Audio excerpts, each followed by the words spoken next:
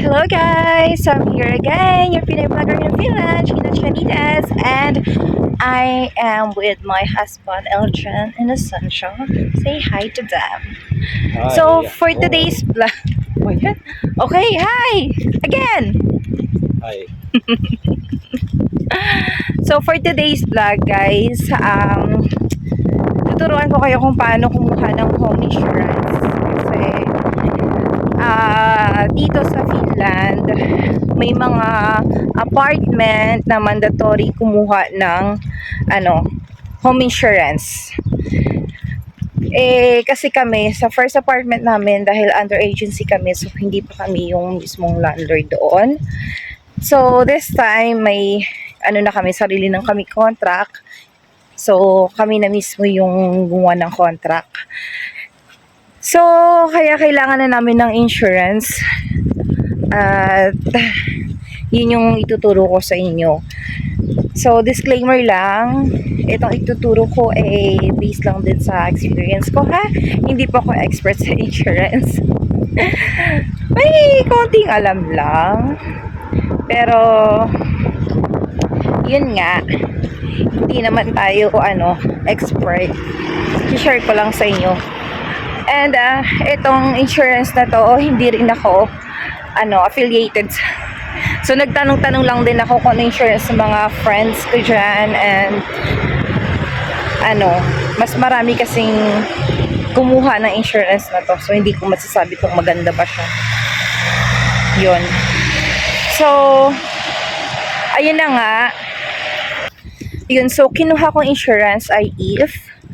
Kung gusto nyong i-check kung ano yung If, punta lang kayo sa website nila, if.fi. And then, doon na kayo mag-login. So, ayun, yun yung isa sa kasama sa bills natin monthly, bukod sa apartment, electricity. So, kasama din ang home insurance.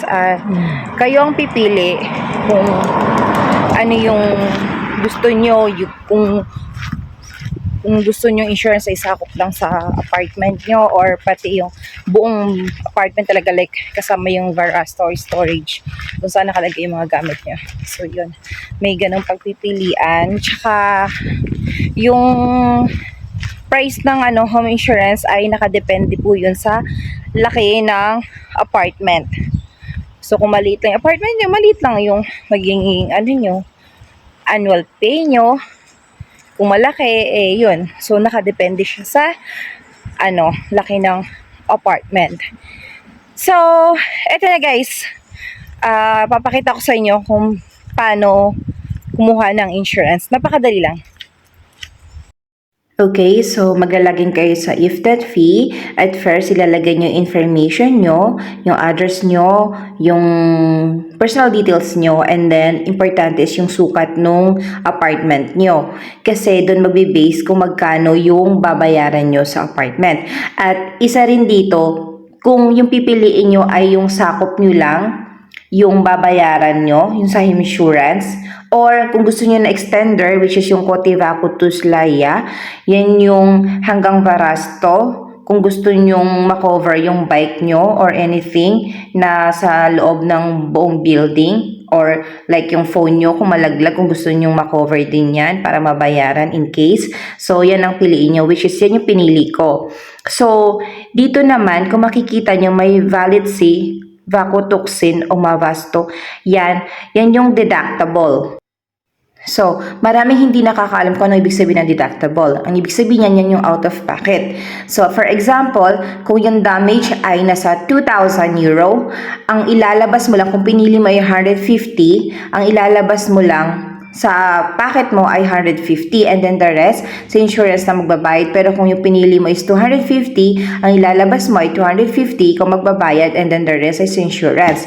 So, kaya kung mapapansin nyo, kung pinipili ko yung 150, tumataas siya. Tumataas yung babayaran nyo annually. And then, or monthly.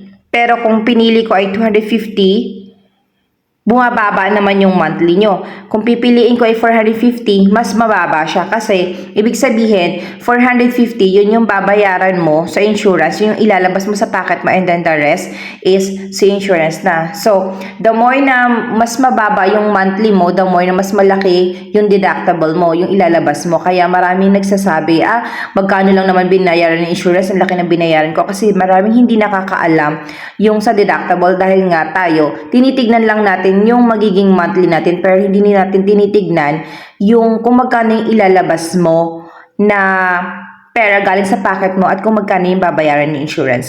Kaya dyan tayo nagkakaroon ng problema kasi pagka nangyayari, pag may damage na ganyan, so nagko-complain tayo, yung liit lang naman na binabayaran ng insurance kasi yan nga po yung ibig sabihin ng deductible.